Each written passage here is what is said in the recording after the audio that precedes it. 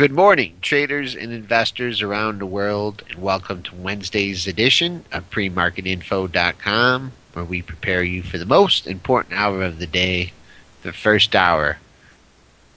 Got a little rally on our hands this morning. Yeah, we got a rally here, Joel, up 8.5. We were down last night after the Amazon numbers, but overnight Europe's in rally mode this morning. We got some of those European banks trading up 4 or 5%, which is moving up our financials as well. So looking to be a little bit of a financial-based rally. Some of your commodities moving up slightly as well.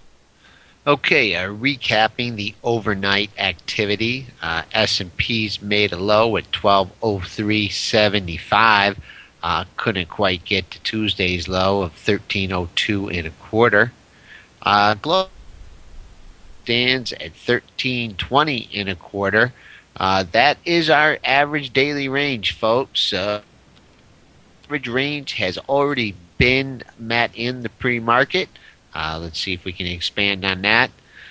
Support will be coming in now at 1311. Moving on to the Big Ten, Dennis. Quite the wild ride in ExxonMobil yesterday. Came out with some earnings that weren't so stellar. Sold off, made a low at 83.46, cutting through that 84 level with ease that we had talked about earlier in the week. Closed at 83.74 and getting a little lift in the pre-market. I'd keep a real close eye on this major resistance at 85.34 and a half area. Those were Monday and Tuesday's highs. Still $1.20 away from there, Dennis, but that's our resistance area. And if this thing gets anywhere near the settlement or Tuesday's low, I'd be looking for good support to come in. Yeah, I guess Chevron, if you were looking at that, it had earnings a couple days there before ExxonMobil, and they disappointed. So I guess maybe it was, in the cards that ExxonMobil might disappoint as well. They make a lot of money, but I guess the street's still disappointed. They wanted them to make more, so stock did get beat up pretty good yesterday, being down $1.75. It is up 50 cents here this morning, trading 84.25 after closing 83.74. I think you've given a good number, Joel. Yesterday's high around that 84.34 area probably provides some pretty decent resistance. We're $1 away from there, but if we get anywhere into that 85 area again, I gotta think there'd be some sellers up there. Okay, Apple Computer continues its trek north towards the $500 level. Closed at 456.48. Made a new all-time high at 458.24. Use that old high 450. Well, the old high is going to be resistance right now. We haven't got above there. So if you're looking at some exits, some longs at the all-time high, it's 458.24. Above that, that's anyone's guess. If we do come into sell-off mode, look for support at the close at 456.48. Below that, you really don't have much until the 453 level. Hard to be shorting this stock, though, Joel. You get above 458.24 again. When we're making new all-time highs, yesterday, and now you're probably going to end up doing it again today. It's hard to be a seller of this thing. Who knows where this thing goes. With some people, CNBC yesterday saying, it could approach the 500 area.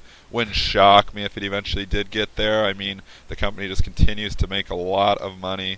It's a safe haven almost for, funds. Like eventually you think that's going to break, but until, it starts to, break down, I think you just don't want to be shorting this stock.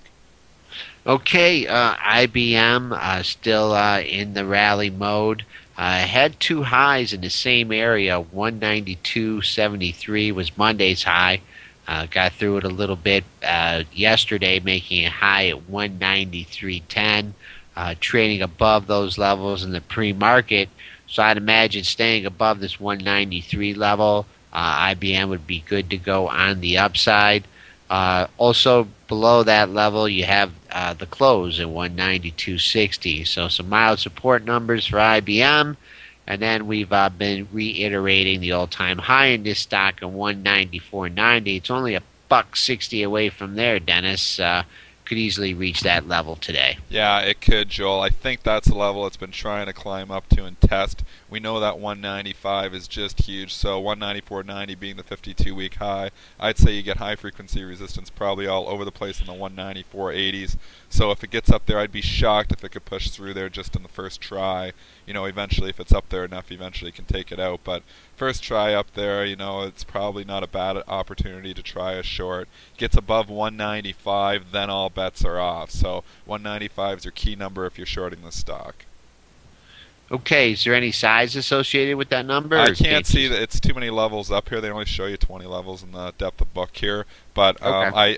there was in the past, so I've got to assume it's probably still there. Okay, Chevron Corporation sold off in sympathy with the Exxon Mobil yesterday. Was unable to get to Monday's low at 102.08. Buyers stepped in ahead at the 102.40 level. Quite a ways away from that right now. So I'd use this 103.08 close, to be your first stopping point if we do go off. Coming up on the upside, you're still a buck away from yesterday's high, 104.78, which was made kind of during that crazy open. If you were fortunate enough to catch it short there, you didn't take much heat. But that's the next stopping point on the upside. Yeah, Joel, actually, I was fortunate enough to catch it short there, but I always cover my shorts too soon. With ExxonMobil opening down yesterday, I thought, well, with Chevron going to open up over a buck, I'll try a crutch trade off it. So I did short that open, and it did work out. But again, I'm always that scalper. I covered for about a 35-cent gain when I could have had, a couple of bucks if I would have held it a little bit longer. So it's one of those trades, yeah, you made some money, but, I definitely could have made some more money. But that always is my story. I enter the trades excellent, and I don't get out of them that good, but if I could hold a little bit better, I'd probably make a lot more money. That being said, it gets back up to retest that 104.70 area where it opened yesterday. I think you will find some resistance. Okay, Mr. Softy, just banging on the door here, Dennis. Tuesday and the 4-day high at 29.70. Right above that, you have Monday's high at 29.95. Opening up into that resistance, taking quite a few cracks at it, Dennis. You think we could get a new handle in Microsoft today? See that 30? Well, I don't know if we can do it or not, but I think it's going to try to test it here again. It's tested it once already. If it keeps testing, eventually it can take it out. I think you'll find high frequency resistance in the 29.90s until that 30 is taken out. But when 30 goes, I wouldn't want to be short it. Okay, GE interestingly settled right on the low of the day here. A couple lows here in the 1870 level. You had the close right in that area to 1871. Only trading up 12 cents in the pre-market here, Dennis. Not sure how that value, but looks kind of cheap to me. Opening 10 cents away from support, minimum. Coming back up on the upside, we'll just talk about 19 again. Got up to 1902 yesterday before it sold off. Yeah, GE, Joel, you're right. It's not trading up too much, up only 12 cents here in the pre-market. But I guess we're only up 8 in the S&P, so we're up about 0.7, 0.8%. So it's a little bit under fair value. I'd use that 19 bucks as your first initial stopping point. I know yesterday we topped out at 1901, so call that area 19 bucks. That's your initial resistance. We've been talking about that 1925 area forever, so if it's to get up to that 1925 area, I think you find some major resistance up there. Okay, moving on to Procter Gamble. Snuck its head under the $63 level yesterday, making a low at 62.75. Rallied to recover to settle at 63.04. Opening up into resistance here, Dennis, the 63.55 area. I'm sure any short-term traders that caught that on a bounce yesterday will be using that 63.55 area as resistance. Since we are trading above the close, you get a breakdown to 63.04.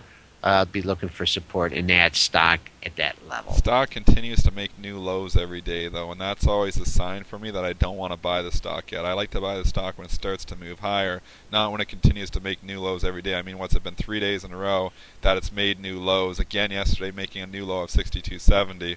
So if it cuts through that 62.70 again, then I would not want to be long the stock. I still think eventually it may be making a run for that 61 area, which is where we bottomed in late November. We had a couple of double bottoms down there in the 61 area. I don't think it's going to get there today. This is a slower moving stock, but maybe over the course for you swing traders out there, if you are short the stock, that's probably a target I would have in mind, is that 61 area. If the stock goes into rally mode, I still think you're going to be met with pretty good resistance, probably starting in that 63.90s to 64 area. Okay, AT&T, Dennis, recovered from that 29 level that we hit on Monday. Got back up to that 29.54 area. Got a double top there from last Friday and then yesterday. Major resistance forming at that level. Can't really see it busting through there the first time, trading up a little, but you're opening up.